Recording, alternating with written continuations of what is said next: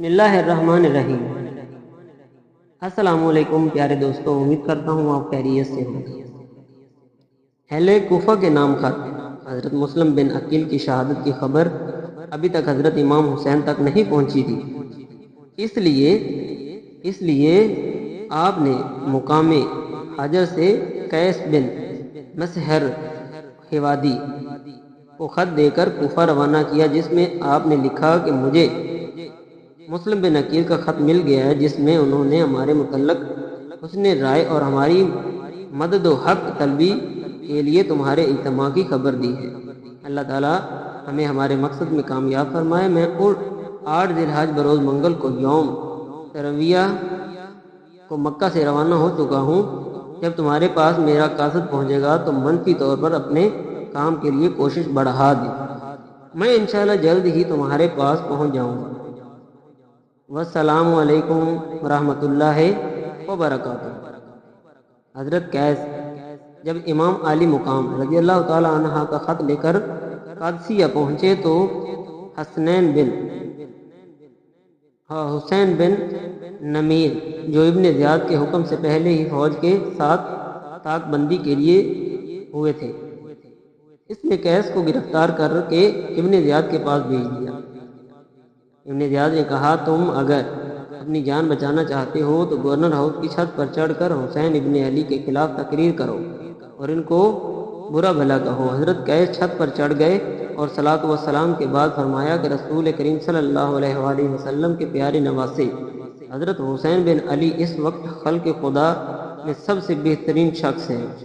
میں ان کا ہی بھیجا ہوا تم لوگوں کے پاس آیا ہوں۔ تمہارا فرض ہے کہ ان کی مدد کے لیے قدم بڑھاؤ اور ان کی آواز پر لبیک کہو۔ پھر حضرت قیس نے ابن زیاد اور اس کے باپ کو برا بھلا کہا اور حضرت علی کے لیے دعائے خیر کی۔ ابن زیاد ان کی تقریر سن کر سخت غضبناک ہو گیا اور حکم دیا کہ اسے چھت کے اوپر سے نیچے گرا دو تاکہ اس کے ٹکڑے ٹکڑے ہو جائیں۔ بے رحموں نے حضرت قیس نیچے گرا دیا، جس سے ان کی ہڈیاں چکنا چور ہو گئیں، اور اسے امام علی مقام رضی اللہ تعالیٰ عنہ کا ایک سچا محب آپ پر قربان ہو گیا۔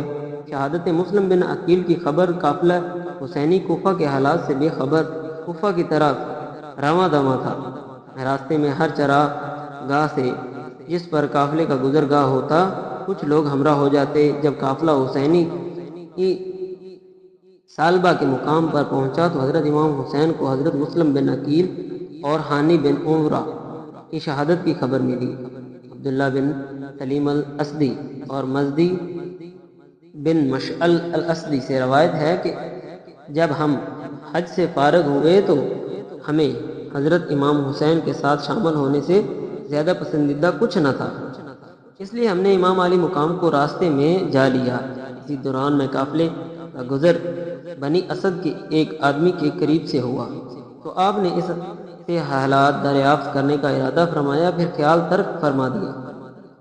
جب ہم اس شخص کے پاس سے گزرے اور کوفہ کے لوگوں کے بارے میں پوچھا تو اس نے کہا کہ خدا کی قسم جب میں کوفہ سے نکلا تو مسلم بن عقیل اور حانی بن عروہ قتل ہو چکے تھے۔ ان کو ٹانگوں سے پکڑ کر بازاروں میں گھسیٹا جا رہا تھا۔ عبداللہ اور منظر کے بقول انہوں نے تمام حالات حضرت امام حسین رضی اللہ تعالیٰ عنہ کے گوش گزار کیے تو آپ نے کئی بار انا للہ و انا الیہ راجعون پڑھا۔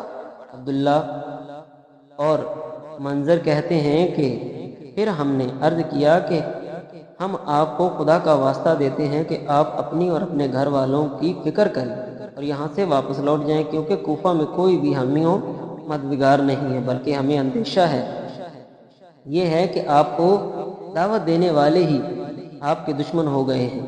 یہ سن کر مسلم بن عقیل کے تینوں بھائی کھڑے ہو گئے اور جوش میں آ کر کہا کہ خدا کی قسم ہم واپس نہیں ہوں گے جب تک مسلم کے خون کا بدلہ نہیں لیں گے یا پھر ہم ان کی طرح قتل نہیں ہو جائیں گے۔ مسلم بن عقیل کے بھائیوں کی بات سن کر حضرت امام حسین نے فرمایا، ان لوگوں کے بعد زندہ رہنے میں کوئی لطف و بھلائی نہیں ہے۔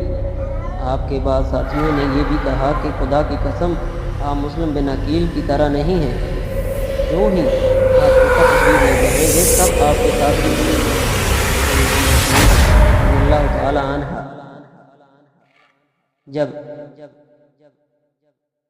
اپنے قافلے کے ساتھ زور کے مقام پر پہنچے تو آپ کو اپنے قاصد حضرت قیس کے قتل کی خبر ملی، جسے آپ نے مکہ سے روانگی کے بعد مقام حاجر سے کوفہ والوں کے لیے خط دے کر روانہ کیا تھا۔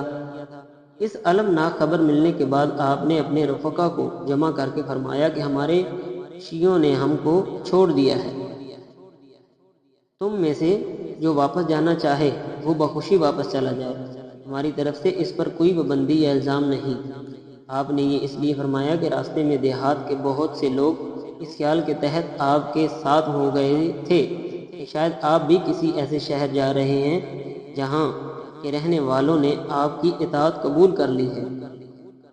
جب آپ ان لوگوں کو صحیح حالات سے آگاہ کیے بغیر لے جانا مناسب نہیں تھا، اور آپ جانتے تھے کہ جب ان لوگوں کو صحیح حالات کا علم ہوگا تو وہ آپ کے ہمراہ صرف وہی لوگ رہ جائیں گے جو آپ کے ساتھ جان کی بازی بھی لگانے پر تیار ہوں گے۔